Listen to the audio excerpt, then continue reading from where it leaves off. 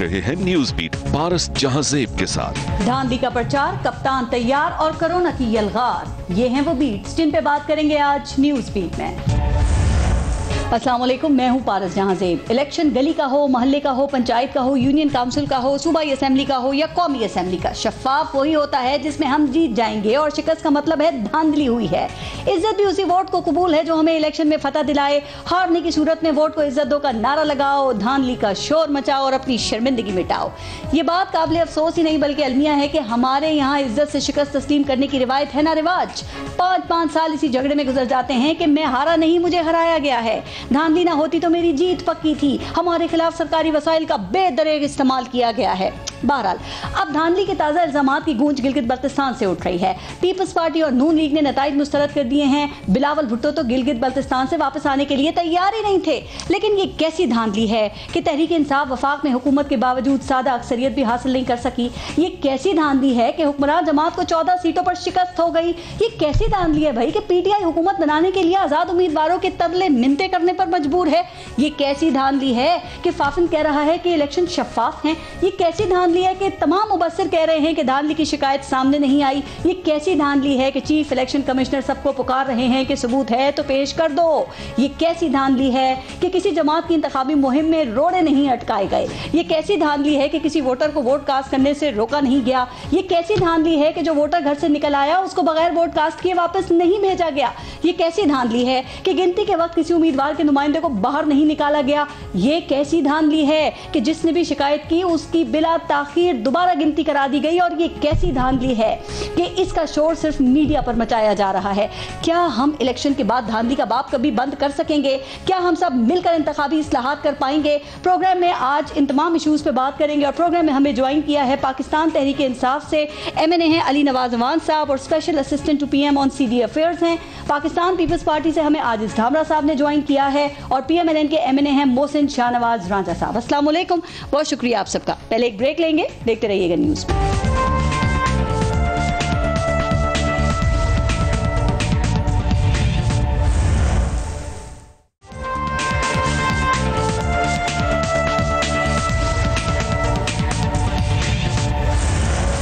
ढामरा साहब आपसे शुरू करते हैं। इंतखाबात में धांधली हो जाती है, इल्जामात भी लग जाते हैं, लेकिन जो धांधली के फैसले हैं ना वो सबूतों के ऊपर होते हैं। ये गिलगित बल्तिस्तान में जो इलेक्शन रिजल्ट्स को आप तस्लीम नहीं कर रहे, आपने रिजेक्ट कर दिया इसलिए कि आप हार गए वहां पे।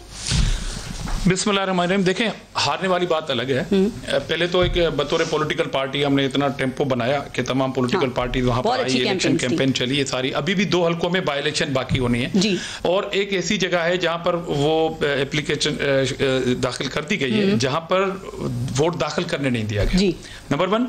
और मेन इशू जो आ रहा है वो गिलगित हल्का 2 पे आ रहा है जहां पर हमारे उम्मीदवार हैं जमील अमन। वहां पर हुआ एक रात को 2 बजे उनको ये कहा गया कि आप 619 वोटों से जीत रहे हैं और सुबह 2 से और सुबह 4:30 बजे जब कैंडिडेट अपने कारकुनों के साथ वो खुशी मना रहे थे 2 वोटों से उनको हार आ गए।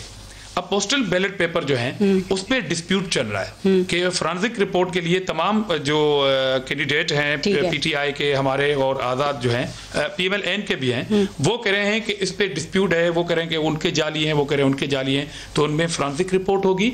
उसके बाद आज RO ने एक लेटर लिखा है इलेक्शन कमीशन को कि आप जो है ये मेरे पास सिचुएशन है 93 वोट्स जो है वो प्लस हैं मगर इतने वोट जो रहते हैं। आज हमारे कैंडिडेट ने वहां पे प्रेस कॉन्फ्रेंस की है गिलगित में, उन्होंने एक पॉइंट रेज किया है, वो ये किया है कि हमें ये जो लेटर दिया गया है कि टोटल पोस्टल बैलेट जो थे वो 1300 और कुछ वोट थे। अभी उनको पता पड़ा है कि ये 1700 और कुछ वोट है। तो ये जो 300 बड़े हैं ये कैसे बड़े हैं, ये क्वेश्चन मार्क है। इसलिए वो सीट अभी तक वहां पे है। और आप कह रहे हैं पूरे इलेक्शन रिग थे, यही कह रहे हैं ना आप? ये धांधली एक ही जगह हुई है या जहां पे आप जीते वहां पे तो बिल्कुल नहीं हुई होगी? एक और जगह की मैं मिसाल दे रहा हूं, मिसाल के तौर पर एक तो यासीन का हल्का है जिसमें वोट दाखिल करने नहीं दिया गया, बैलेट बॉक्स उठा के चले गए। सर मुझे बताएं, वो बाद में हो रहा है। एक आजाद कैंडिडेट है, वहां धांधली हुई है जहां जिन 3 हल्कों में आप जीते वहां हुई है धांधली है? वो फेयर एंड फ्री इलेक्शन था। फेडरल गवर्नमेंट के वजीर साहब गवर्नर हाउस में बैठ के जब वहां पर मैनेज कर रहे हैं। और दूसरी बात इलेक्शन जाएंगे कमीशन ना, को सबूत दिए हैं देखें आपने वो अभी तो तक? इलेक्शन ट्रिब्यूनल बनेगा ये तो धांधली का शोर और वो धरना देखिए, वो सबूत है कहाँ आपका। सबूत देंगे हम? इलेक्शन कमीशन में देना है तो इलेक्शन कमीशन बनाएगा कोई फोरम तो हम जाएंगे ना, वो जा रहे वो हैं तो ना। बुला रहे हैं कि आओ ना वो सबूत सिर्फ लेके, जो 4 चीफ दिन इलेक्शन वो कमिश्नर सियासत हैं। कर रहे हैं ना। कल तो उन्होंने प्रेस कॉन्फ्रेंस की है, बिलावल भुट्टो जरदारी साहब की प्रेस कॉन्फ्रेंस के अगेंस्ट उन्होंने तो फेडरल गवर्नमेंट पे भी बात की है, मगर जवाब दिया है इलेक्शन कमिश्नर ने। बेशक वो सियासत आप करते रहे। धरना दें, धांधली का शोर मचाएं, रोना धोना करें, दिया है, ये हर हमने इलेक्शन में ही protest होता है। किया। 72 साल से यही हो रहा है। 5 दिन से आप यही कर रहे हैं। 5 दिन से नहीं, इलेक्शन कमीशन क्या कर रहा है? चलें, गिलगित इत्तेहादी 2 से पे पूछ लूं जरा, आखिरी बात PDM में जो है। कह रहा हूं, कौन भी सुने। इलेक्शन कमीशन क्या कह रहा है? 5 दिन हो गए, 6 दिन हो गए इलेक्शन को, 6 दिन हो गए, आप एक हल्के के वोट की गिनती नहीं कर पा रहे। ठीक है रांझा साहब, धांधली का मतलब है कि उम्मीदवार ने जाली वोट डलवा दिए, या गिनती में 2 नंबरी हो गई हो, या फिर जो इलेक्शन का अमला है वो आपकी मुखालिफ पार्टी से जा मिला हो, तो इनमें से कौन सी धांधली हुई है आप लोगों के साथ? धांधली सबसे बड़ी होती है इलेक्शन से पहले की धांधली। अच्छा, प्री जब पोल। कैंडिडेट तोड़े जाते हैं, ये धांधली नहीं, ये धांधली है। ये धांधली नहीं होती कि अगर आपके लोग तोड़ लिए, कमजोरी आपकी पार्टी जब की। कैंडिडेट को तोड़े जाएं, और तोड़ने वाले वो लोग हों जो सियासी हों। जब वो लोग कैंडिडेट्स को तोड़े जो सियासी नहीं है, मोहसिन तो वो शाहनवाज धांधली होती रांझा है। को कोई नून लीग से तोड़ सकता है? जब तक मोहसिन शाहनवाज रांझा खुद ना चाहे, तो वो खुद है ना, स्ट्रॉन्ग बॉन्डिंग है अभी तक आपकी। कोई अल्हम्दुलिल्लाह बना भी नहीं है मुझे मेरी पार्टी से तोड़ने क्योंकि वाला। आपकी स्ट्रॉन्ग बॉन्डिंग है। क्या मैं तो अभी अपना टेलीफोन आपको दिखा दूं जो मेरे बारे में सोर्स रिपोर्टें बन रही हैं। पार्टी के कमजोर लोग होंगे जो टूट गए। कमजोर लोग नहीं, हमें तो उन्होंने पता नहीं क्या क्या कुछ की धमकियां दी और उनको हम इलेक्शन हरा के आए हैं। आज जो हम यहाँ पे बैठे हैं, हम उनको इलेक्शन हरा के आए हैं। हम किसी से ऐसे नहीं आ रहे, हमने उनको हराया है और उनकी ग्राउंड पे हराया है। धांधली क्या और हुई? पता है, यही तो धांधली होती है कि लोग तोड़ लिए लोग आपके यूनियन काउंसिल के चेयरमैन तक चले गए, आपके स्पीकर ले गए, वोटर आपका तक वुज़रा चले ले गए, गए, स्पीकर ले गए, वुज़रा ले गए। और स्पीकर वुज़रा के बताए ना, मैं हो सकता 1-2 बंदों को ले आऊं जो बताएंगे कि उनको किस किस बंदे ने अप्रोच किया। सर यही वजह बंदे ले आऊंगा मैं, या बयानिया भी वहां ये पे हमारी आपका पार्टी कमजोर भी ले हुआ है। आएगी बंदे। देखिए, हम तो ये कहते थे कि हमें तो उस दिन ही जाकर प्रेस कॉन्फ्रेंस कर देनी चाहिए थी जिस दिन बंदे तोड़े गए थे।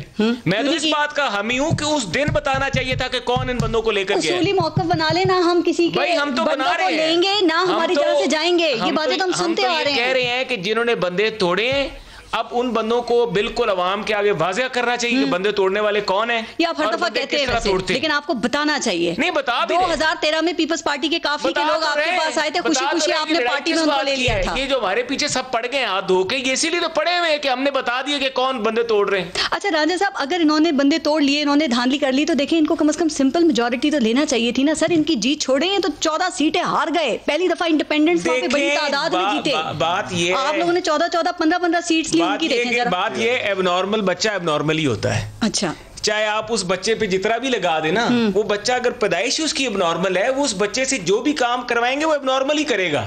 ये एबनॉर्मल सारा काम है। ये एबनॉर्मल हुकूमत वजूद में आई है, ये एबनॉर्मल कानून साजी करते हैं, ये एबनॉर्मल हुकूमत चलाते हैं, ये एबनॉर्मल मैशत चला रहे हैं। जो लोग इन्होंने आपकी पार्टी से तोड़े, एबनॉर्मल सेटअप है। जो इन्होंने आपकी पार्टी से लोग तोड़े, वो तो नॉर्मल थे ना, तो वो जीत जाते। वो भी बेचारे एबनॉर्मल हो गए, इतनी जल्दी हो गए। और इन्होंने जितने बंदे 2 महीने जाके हो गए, 1-2 महीने में। इन्होंने पिछले 2018 के जनरल, इन्होंने जो बंदे तोड़े, अगर इन बेचारों को टिकटें खुद देने दी होती ना, तो ये शायद ज्यादा सीटें जीत जाते। इनको तो टिकटें इनकी नहीं देने दी। अली नवाज अपने फैसले खुद नहीं किए। दोनों पार्टीज आपके ऊपर इल्जामात लगा रही हैं। हम इनके साथ हैं अंदर से। सर, या आप अगर ये अपने फैसले खुद करते तो आज ये आजाद उम्मीदवारों के पीछे ना लूट फिर रहे होते। आप धांधली करना क्यों नहीं छोड़ते? आप वोट को इज्जत क्यों नहीं देते? सर, बड़ी अच्छी बात की मोहसिन भाई ने। उन्होंने कहा हमारा वहाँ बयानिया फेल हो गया, और तरीके इंसाफ अगर सही टिकटें देती तो लोग तरीके इंसाफ के साथ खड़े होते। हाँ। हमारे साथ फिर भी खड़े ना होते। ये कहा ना मोहसिन रांझा साहब, मैंने तो नहीं कहा, इन्होंने कहा। तो इसका मतलब क्या हुआ कि ग्राउंड पे दे आर नोवेयर, ग्राउंड पे दे आर नोवेयर। असल क्या हुआ देखें, मैं आपको बता देता हूँ। देखिए, इससे पर आगे भी चलना चाहिए। बार बार आप भी पारस सही कह रही हो कि धांधली हुआ क्या कि हमारे 5 बंदे ऐसे हैं जो पिछली दफा तरीके इंसाफ की टिकट पे इलेक्शन लड़े, ठीक है। इस दफा उनको टिकट नहीं दी गई, टर्न कोर्ट्स आए पीटीआई के अंदर, और लोगों ने उनको रिजेक्ट किया। लोगों ने उनको रिजेक्ट किया, लोग नहीं पसंद। क्यों नहीं दी उनको? गलत किया ना, देनी चाहिए थी। मैं तो यही तो कह रहा हूँ। देखिए, अब इस तरह नहीं बात हो सकती कि मैं इन पे तनकीद करता रहूं, ये मेरी बातों पे तनकीद करते हैं। जो चीज गलत है वो गलत है। अगर ये देखें, और ये पहली दफा तरीके इंसाफ के वोटर ने ये बताया है कि आप जब गलत फैसला करेंगे तो हम उसका रिजल्ट दूसरी तरह देंगे। और वो उन लोग जो हमारे पहले टिकट पे इलेक्शन लड़ चुके हैं गिलगित बल्तिस्तान, उन्होंने तरीके इंसाफ ज्वाइन कर ली। वो इस तरह का कुछ नहीं हुआ कि किसी और पार्टीज के थे। इसी जगह मोहसिन बहुत बातें कर रहे हैं। शहबाज शरीफ 5 साल गवर्नमेंट चलाई उन्होंने पीपल्स पार्टी के दौर में, किस तरह काफ लीग का फॉरवर्ड ब्लॉग बना के, इनको ज्यादा अच्छा पता है कि बंदे कैसे तोड़े जाते हैं, कि इनको कैसे पता चलता है कि बंदों को ब्राइब कैसे किया जाता है, सुनते इनको कैसे पता चलता है कि फॉरवर्ड ब्लॉग कैसे बनाया जाता है। तो ये तो उनको छोड़ दें, अच्छा आगे चलते हैं। पारस देखें आगे हल किया जो हमने इस पैकेज दिया है, सबसे इजी काम इस वक्त गवर्नमेंट में हमारे पास है कि सेनेट का इलेक्शन आ रहा है, हम मनूवर कर सके, इधर आपके सामने कह रहा हूं ज्यादा सीटें ले सकते हैं, पर हम क्या कह रहे हैं, शो ऑफ हैंड्स करें। उस पे बात करते हैं अभी। जो खान साहब, आपको पता है आपके बुजदार साहब लाहौर पंजाब में इसी काम के ऊपर लगे हुए हैं अभी, जिसकी आप नफी कर रहे हैं, ये कर रहे हैं, काम रुके तो आप रोके ना, आपका सीएम है ना। इसका हल क्या है? इसका हल ये है कि हम अब बिल लेके आ रहे हैं और हम सारी पार्टीज को ये कह रहे हैं, आए, शायद उसमें भी थोड़ी बहुत चेंजेस करनी पड़ेगी, नहीं होगा बिल्कुल एक्यूरेट बिल हो, तो इस चाहिए ये कि आए सारी पार्टीज के ऊपर खड़े हो, इसे और उसमें एक रुकावट है, वो रुकावट है आप लोगों की जुबान, जो आप ताबड़तोड़ हमले करते हैं, जो बदकलामी बदजबानी करते हैं, जो आप इनको गालियां देते हैं, बंद कर दें वो, कंट्रोल कर सकते हैं। इफ यू आर इन सियासत ना, if you are in politics और आप इन चीजों से डरें और इन चीजों के बारे में बात करें कि मेरी जुबान की वजह से मेरे साथ नहीं बैठे, आपने बंद कर दिया। पीपल्स पार्टी और नून लीग बैठ के गवर्नमेंट चला सकते हैं, पीपल्स पार्टी नून लीग पीडीएम का हिस्सा बन सकते हैं, तहरीक चला सकते हैं, तो खुदारा इतनी बुरी जुबान हमने अभी इन दोनों पार्टीज के बारे में नहीं बोली जो इन दोनों पार्टीज ने अपने दोनों के बारे में बड़ी अच्छी अभी इन्होंने बात की अली नवाज अवान साहब ने। सर ये धांधली पुराना मसला है और जाहिर है आप लोगों को जिम्मेदारी आपकी मिलके बैठे और इसको हल करें। वजीर आजम ने इस वक्त इलेक्शन रिफॉर्म्स की आप लोगों को दावत दी है, क्या आप हुकूमत के साथ इस पर बैठेंगे? आगे आज़ाद कश्मीर के इलेक्शंस भी हैं, फिर सेनेट के भी हैं। देखिए पारस, पहली बात तो हम ये कहें कि इलेक्शन रिफॉर्म्स और इमरान खान ये सबसे बड़ा जोक है। अभी दावत दे दी है, ये जोक है। दावतें तो वो बहुत सारी देते हैं, मगर उसके बाद फिर आपने भी जो बात की, इनका जो रवैया फिर होता है, इनमें इशू ये है कि इनका लीडर कौन है जो पॉलिसी बनाए और उस पॉलिसी पे सारी पार्टी खड़ी हो जाए। इमरान खान साहब ने कहा कि मैं अपोजिशन को दावत देता हूं, अगले दिन वो कहेंगे कि मैं इनसे हाथ नहीं मिलाता, और ये सारे टॉक शो में एक पार्टी, इनका इशू ये है कि एक पार्टी जो है वो है पीटीआई खबरनामा, जो 7 बजे से 12 बजे तक बैठती है। अच्छा, 7 बजे से 12 बजे तक इमरान खान की इन्हीं बयान की नफी करती मिलेगी आपको पीटीआई 2 से 3 दिन के बाद। इसलिए अपोजिशन पीडीएम के प्लेटफॉर्म पे अपने रिफॉर्म्स तैयार करेगी। अच्छा। वो हम देंगे। इससे पहले भी बात हुई थी, उस पार्लियामेंट कमेटी का क्या हुआ जो रिफॉर्म्स ला रही थी। सर आपने बहुत आगे तक का सोच लिया। खान साहब कह रहे हैं ऐसा मैं तो कह रहा हूं कि मैं कह रहा हूं जब से खान साहब प्राइम मिनिस्टर बने, जब से मैं फराम बिगनी की बात कर रहा हूं, जब से बने हैं, एक बात आप खुद से कह दे, हमें दोनों को छोड़ दें कि उन्होंने कही हो और पूरा हुआ। उन्होंने कहा मैं पुरानी बातें नहीं कर रहा, मैं पुरानी बातें नहीं कर रहा, मैं सिर्फ ये कहना चाहता हूं कि खान साहब जो बात कहते हैं ना, उस पर पूरा नहीं उतरते। अब झूठ का लफ्ज मैं इस्तेमाल नहीं कर रहा, मिसाल के तौर पर मैं कह रहा हूं कि जो चीनी कमीशन थी किसने बनाई? इमरान खान साहब ने। वाह वाह हो गई हर तरफ से। हम भी मजबूर थे कि आपके प्रोग्रामों में कहते थे कि जनाब वाह वाह, कमीशन बना दी इन्होंने। क्या हुआ?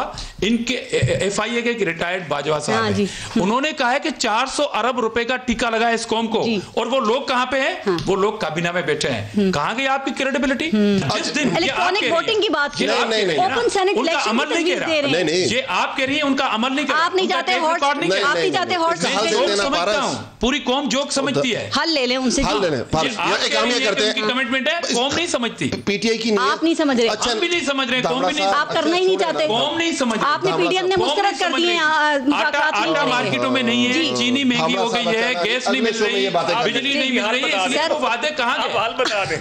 कितने बेचैन हैं बताने को, बताइए। एक वादा जो पूरा किया एच साहब का बता दे।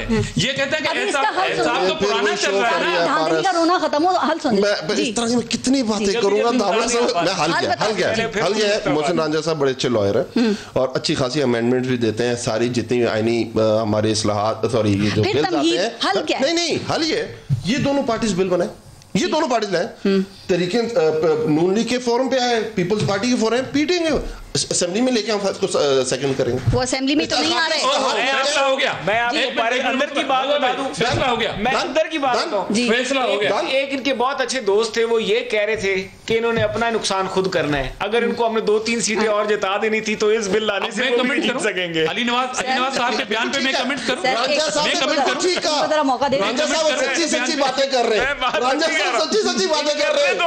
रांझा साहब ने सच्ची बातें, उन्होंने कहा कि इंतखाबी इस्लाहत बिल के आने से हमारी 2-3 सीटें कम हो जाएंगी। देखिए कितनी अच्छी सच बोल रहे हैं। पहला सच इन्होंने बोला, पहला सच बोला कि हमारा नून लीग का कोई वजूद नहीं गिलगित बल्तिस्तान में। असूली तौर पे ये बोला कि इमरान खान इंतखाबी इस्लाहत लाके अपनी सीटें कम कर रहा है। सब मिलके बोलेंगे लोगों को समझ ही नहीं आएगी बात, और यही आप चाहते हैं। बारी मेरी है सर, इनकी बारी मेरी। मैं तो पीडीएम का एक बंदा बुलाएगा।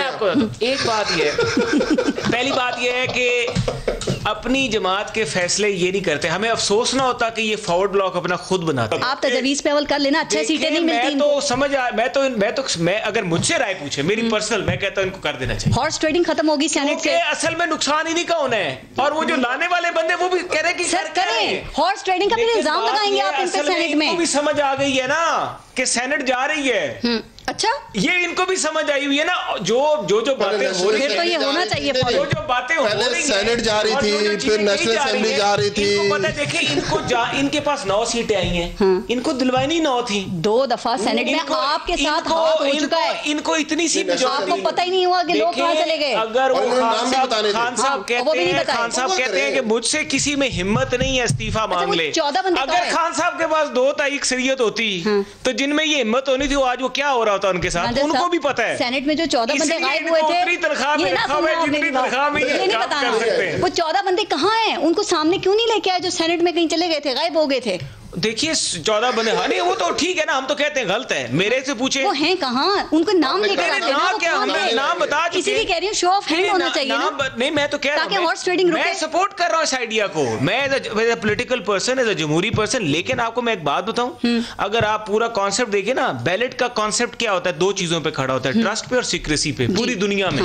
और इसकी क्या वजह है कि आपका बैलेट सीक्रेट रखा जाता है, कि ये कहेंगे कि जिसने हाथ खड़ा किया था उसके लिए सहूलत है, जिसने हाथ नीचे रखा था उसके लिए सहूलत नहीं है। उसके बाद भी बात यह है कि अगर इन्होंने सीक्रेट और वो ट्रस्ट का पहले एलिमेंट लेना, पहले निजाम में तो ट्रस्ट लेके आए ना। इलेक्ट्रॉनिक वोटिंग के हवाले से अगर ये आपको यकीन दिलाते हैं कि वो शफाफ होगा, वो गैर मुतनाज़ा होगा, फिर आप बात करेंगे। ईवीएम्स पूरी दुनिया में नाकाम हो चुकी हैं। अब मुझे ये बताइए, उसमें भी शिकायतें आती हैं, धांधली ईवीएम्स पूरी दुनिया में शिकायतें आती हैं, गले ना पड़ जाए आपके। और एक और सबसे बड़ी बात कि इन्होंने कहा है कि जो ओवरसीज पाकिस्तानी है उनको वोट देना, भाई करवाएं, हमें चाहते हैं करें, लेकिन आपने पिछली दफा कमिट किया था कि पायलट करेंगे और पायलट की रिपोर्ट आएगी, वो किधर है पायलट? सर मैं एक सवाल करूं, सर वो सही कह रहे हैं, डेवलप्ड कंट्रीज में ये इलेक्ट्रॉनिक वोटिंग हो रही है, लेकिन आपके लेने ना कि देने ना पड़ जाए। कंप्यूटर में लोग वोट डालें और कंप्यूटर अपनी मर्जी का रिजल्ट दे रहा है, और ज्यादा जोर से लॉ कॉन्स हुए हैं ना, लॉ कॉन्स हुए हैं, धामड़ा साहब, मोहसिन साहब, पीटीआई, हम एक दूसरे पे धांधली का इल्जाम किसी ना किसी टाइम पे लगाते रहे। इसे आगे की तरफ मूव करना है, करना चाहिए। आप समझते हैं, आप ये समझते हैं, बाकी पीडीएम ये समझता है कि इलेक्ट्रॉनिक वोटिंग मसले का हल नहीं है, तो कोई और सोल्यूशन नहीं है, कोई और सोल्यूशन ले आए ना। हम तो ये नहीं कह रहे, हम तो अपना बिल्कुल क्लोज करके नहीं बैठे हुए, वो बैठना ही नहीं चाहते आपके पास। मैं ना बैठे, मैं अब ये भी कहता हूँ क्या करें, अपने जो तजावीज हैं और जो उनके पास सॉल्यूशंस हैं सही इलेक्शन कराने के, असेंबली में बिल की सूरत में ले, बात खत्म हो जाएगी। अभी आपने कहा कि हम पीडीएम के प्लेटफॉर्म से तजावीज फाइनलाइज कर रहे हैं, देखिए मुझे तो अली नवाज साहब की सादगी पे बड़ा रहम आ रहा है। और इन्होंने, मैंने जब अभी आपको कहा ना कि मैं बात करूंगा कि फैसला हो गया है और अभी हम फैसला करने जा रहे हैं, इतने बड़ी ऑफर कर दी कि ये दोनों पार्टियां अगर डन करें तो मैं पीटीआई भी डन करेंगी। अली नवाज साहब ये प्रोग्राम रिकॉर्ड का हिस्सा रहेगा, आगे चल के ये होगा कि ये आपकी राय होगी, ये इमरान खान की राय नहीं होगी कि वो अपोजिशन की तजावीज को मानेंगे। 2.5 साल का ट्रैक रिकॉर्ड आप दिखाएं कि वो कौन सी बातें जो उन्होंने कही कि मैं बैठने, तो आप आगे कैसे बढ़ेंगे? आगे बढ़ना है पारस, मेरे लिए मैं गाड़ी ड्राइव कर रहा हूँ, इलेक्ट्रॉनिक मैं गाड़ी ड्राइव कर रहा हूँ, भारत में गाड़ी ड्राइव कर रहा हूँ, आगे सड़क ही नहीं है, आगे खड्डा है, आप कहिए कि आगे चले ना। आपने खुद की 2-2 3-3 आपने दफा हुकूमत, वो पार्लियामानी कमेटी कहाँ गई? वो पार्लियामानी कमेटी किसने बनाई थी, किस दौर में बनी? हमारी इलेक्शन रिफॉर्म्स हुई थी, पीएम ने इनिशिएटिव तो लिया है ना रांझा साहब, आप लोगों ने उसको रिजेक्ट कर दिया। हम सपोर्ट करेंगे। देखें जी, अभी फैटफ की पीटीआई नहीं माने, इमरान खान नहीं मानेगा, ये आप प्रोग्राम रख देना, ये अली नवाज साहब की राय को जाती राय कहेंगे नहीं।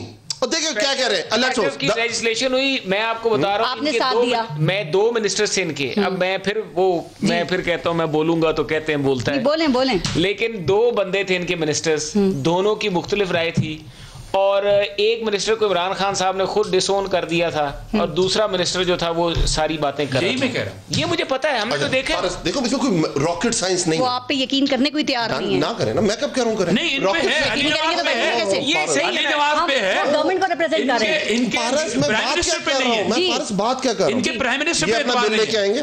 जैसे फैटफ की बात है ना, मोहसिन राजा ने उसमें 2 तरमीम भी आखिरी दिन वापस ली थी।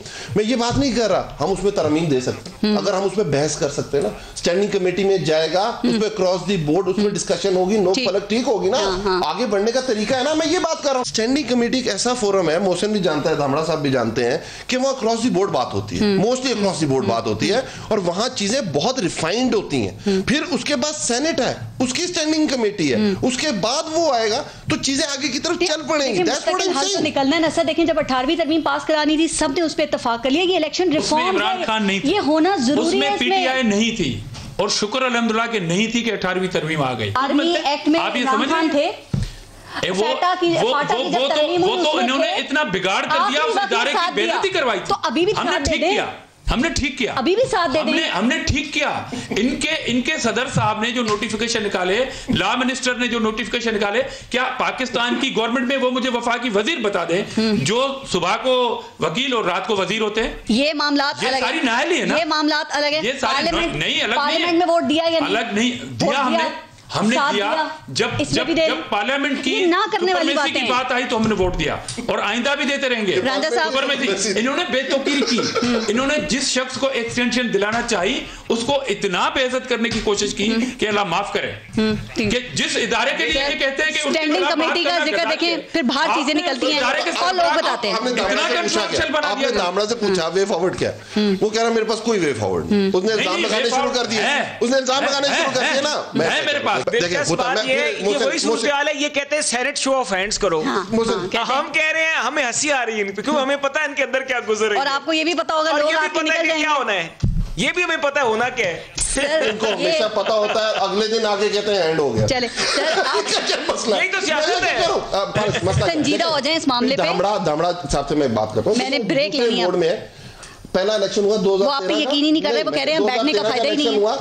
आरओ इलेक्शन, ये कौन है, इन पे कर रहा है, मैं कह रहा हूं इनकी बात प्राइम मिनिस्टर माने ये कह रहे हैं कि मैं ये कहूं पहले ये कि मैं धामड़ा, पीएम खुद कह रहे हैं, पहले ये कहें कि आपको ऑफर यार ये तो बहस करने की बात है,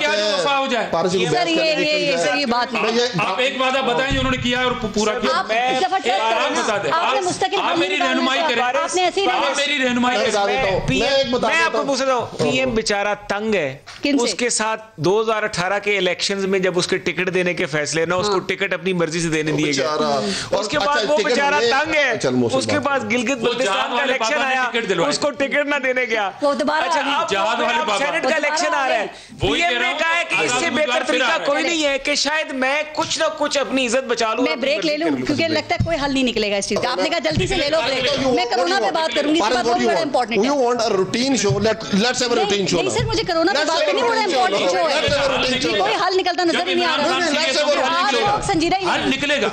इमरान खान को संजीदा होना पड़ेगा। कौन सी गारंटी चाहिए आपको? मुझे आप ऑफर कर दी, एक्सेप्ट करें, बैठे सारी बातें हम छोड़े, आप बताएं कि ये वादा इमरान खान ने पूरा कर, इसमें सदर कोई रोल प्ले करते हैं, उन्होंने इजलास भी तलब कर लिया है, तो हम ये बात करते हैं कि अगर ये इस पे कोई अच्छा रोल प्ले करते हैं और अच्छी रिफॉर्म्स लेकर आते हैं, बैठते हैं, तो हम इनसे बात कर लेंगे, लेकिन क्रेडिबिलिटी तो है ना, क्रेडिबिलिटी का देखिए, मैं आपको यकीन मानिए हमने इनके साथ 9 बिल्स हमने इनके साथ बैठ के करवाए, ठीक है, उन 9 बिल्स के बाद फिर 3 बिल्स रह गए, वो भी उनमें काफी हेल्प आउट किया। यकीन करें इतना छोटा ज़र्फ है, सिर्फ उन अमेंडमेंट्स के ऊपर ऑपोजिशन के मेंबर्स का नाम नहीं लिखने दिया गया, जिद लगा ली कि वो मेंबर्स जो हैं ट्रेजरी के मेंबर्स वो पेश करेंगे। देखिए अब यहाँ पर अगर सोच ये हो काश तो बंदा क्या करे, ग्रेसफुली तमाम पॉलिटिकल पार्टीज इलेक्शन रिजल्ट्स को काश अल्लाह करे ऐसा हो जाए। मुझे लगता है हमारी किस्मत में ऐसे इलेक्शन है। एक ब्रेक लेते हैं सर, सीरियस हो जाएं। 2.5 साल हंसते हंसते गुजार दिए आप लोगों ने, बाकी 2.5 साल रह गए, अब सीरियस हो जाएं। वो रोते गुजरेंगे। अभी तो आवाम रो रही है खैर महंगाई से। ब्रेक नहीं, वो भी हंसते हंसते गुजार देंगे मुझे इनसे।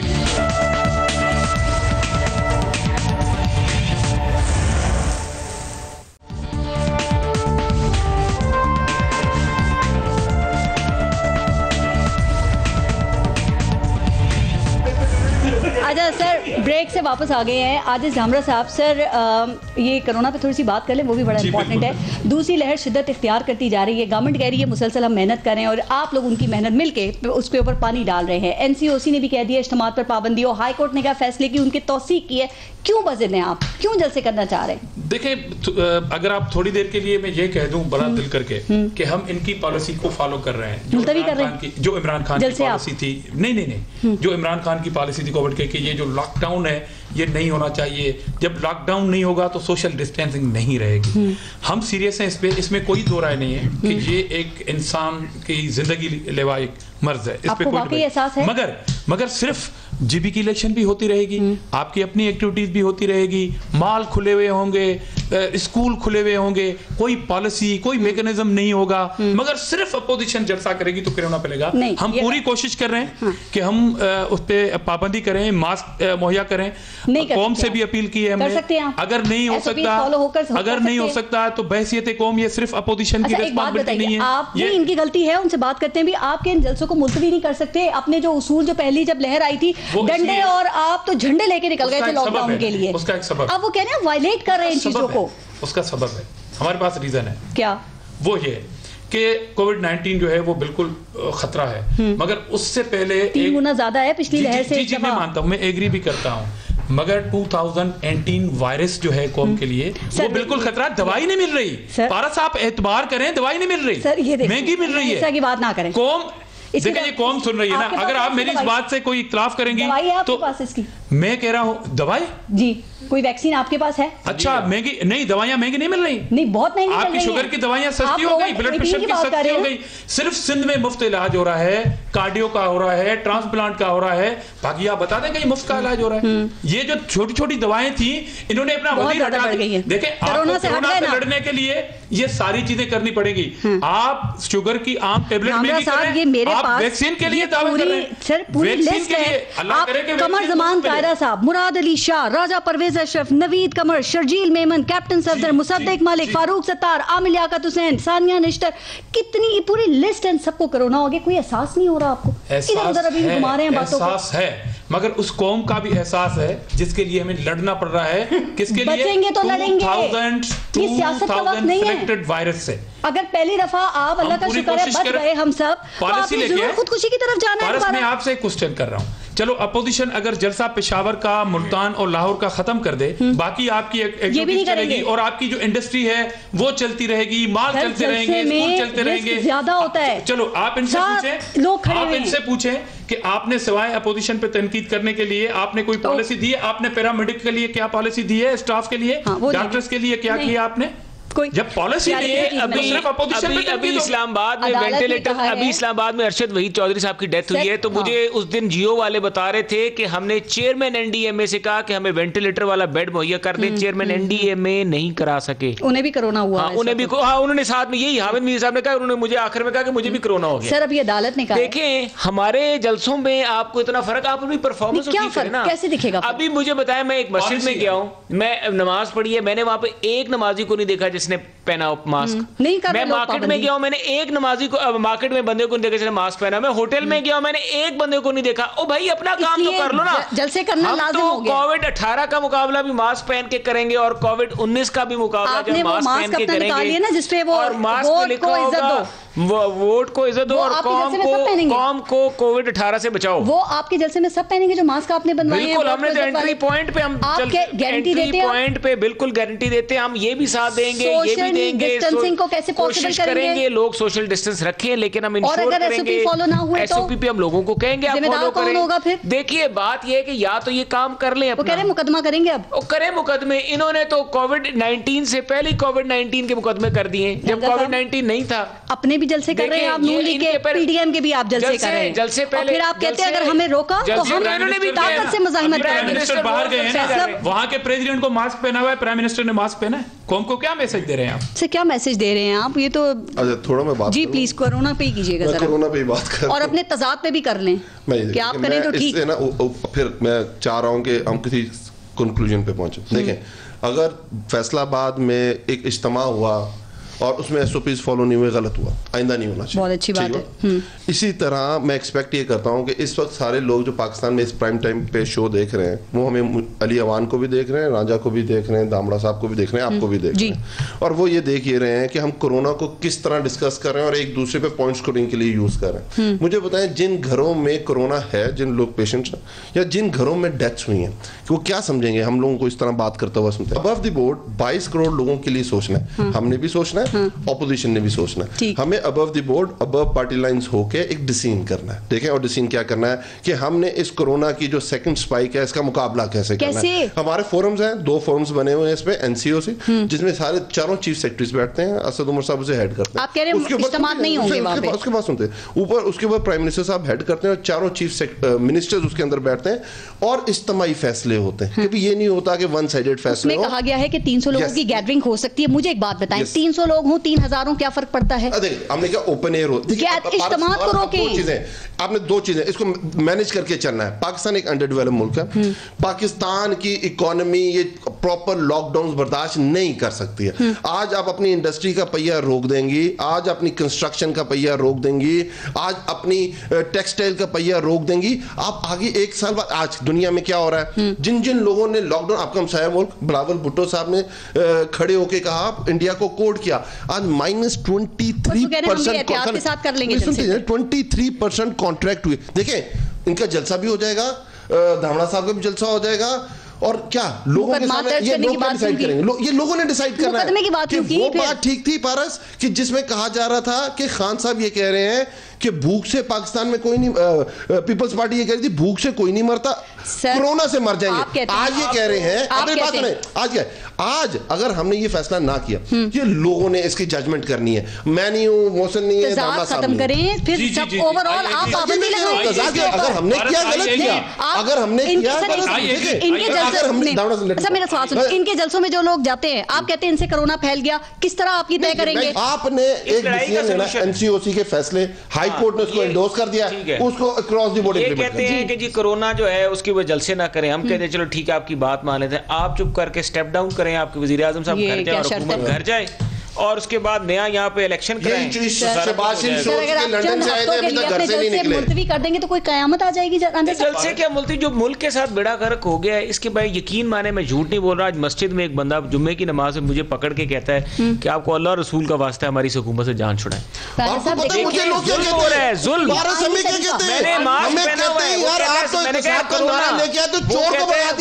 वो कहते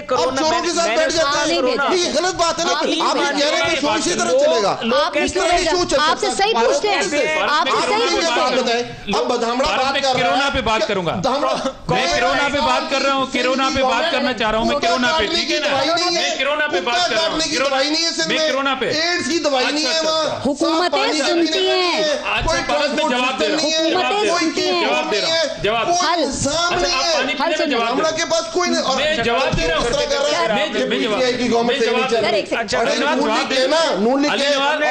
जवाब दे दो, जवाब दे दो, चलेगा। इसी तरह चलेगा। 13 साल हो गए,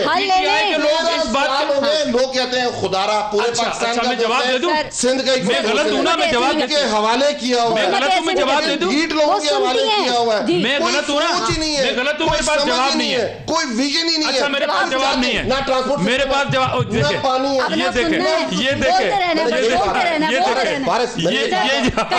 कंटेनर से नीचे आ जाए। जवाब असल में मैं जवाब नहीं दे, असल में मैं जवाब, इनके पास जवाब नहीं है, मैं जवाब नहीं दे रहा, मैं जवाब नहीं दे रहा हूँ, मैं आपको इस दवाई का जवाब नहीं दे रहा हूँ। आप एक क्लिप चला रहे, एक दवाई वाला वजीर था इनका हेल्थ का, जो दवाई का स्कैंडल आया 400% का, हटा दिया, नाम क्या है? जफर मिर्जा,